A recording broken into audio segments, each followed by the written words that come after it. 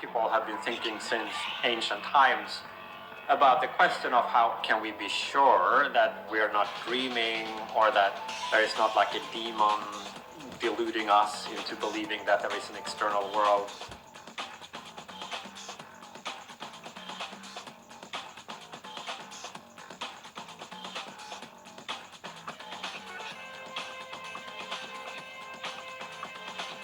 If the simulation hypothesis is true, I don't think the best way to characterize things would be by saying that the world that we perceive is not real. I would rather put it, it's real, but its reality consists of being simulated in a computer.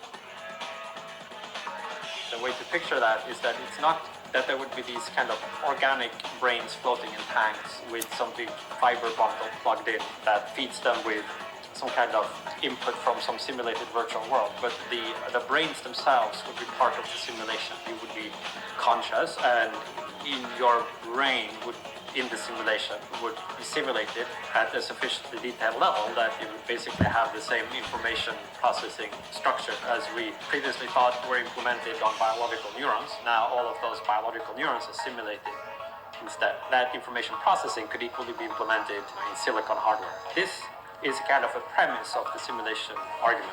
I call it substrate independence, the idea that consciousness can be implemented not just on biological carbon-based substrate, but on other computational substrate as well.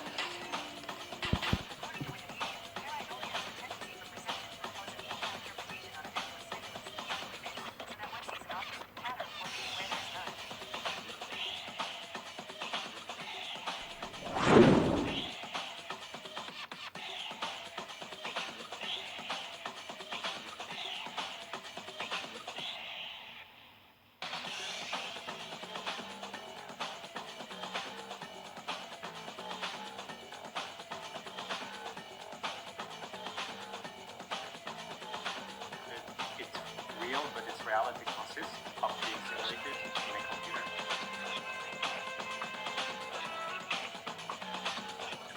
Wikipedia, a near-Earth object is any small solar system body whose orbit brings it into proximity with Earth.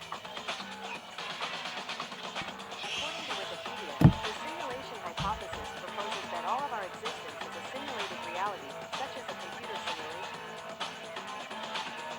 You would have computers powerful enough that you could generate millions and millions of runs of all of human history. Even if just a tiny fraction of these technologically mature civilizations' resources were used for this purpose, the vast majority of minds like ours would be living in simulated worlds rather than in the original histories.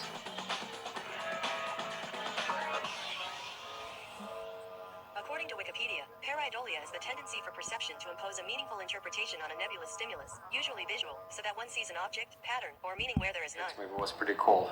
If the simulation argument is sound, it would seem to be quite a revelation about where we fit in into the larger structure of reality.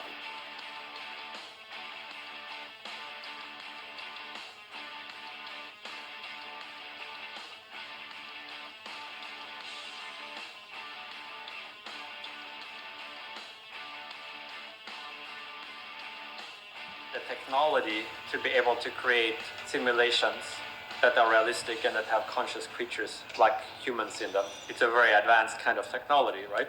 And a civilization that had developed such advanced technology would, I think, also have the technology to enhance their own intelligence and to build very sophisticated forms of artificial intelligence. So by the time some civilization becomes capable of creating these simulations, they would have the ability to develop greater forms of intelligence, and I think they would do so. And in fact, that's the likeliest way that they would gain the ability to create these simulations. So then the simulators would be super intelligent.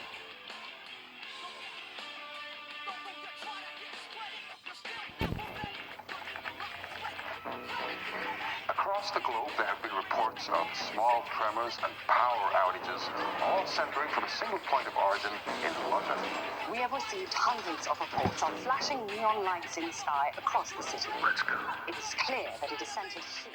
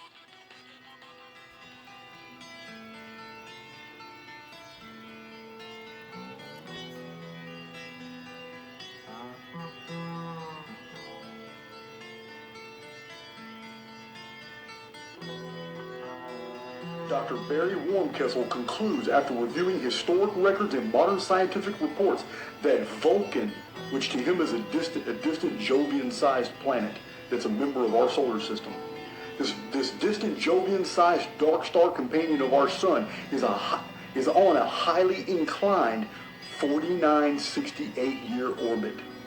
Vulcan attracts comets from the Kuiper belt, Cooper, I'm not sure, and has formed multiple, at least 5 comet swarms that pass through the inner solar system. These comet fragments hit Earth at quasi-periodic time intervals, 3,313, give or take 200 years is his estimate, which is really interesting because 3,312 is divisible by 138. It's 138 times 24. His Vulcan is none other than the Phoenix. I have personally exchanged correspondence with Dr. Warmkessel and my data that the Phoenix is indeed the Vulcan that he has discovered. Stop! Status report. Copy, Paul. Stardate 2, 4. Subsequent. Something strange has happened. Since passing through a cosmic cloud, I've noticed a peculiar change in the behavior of my crew.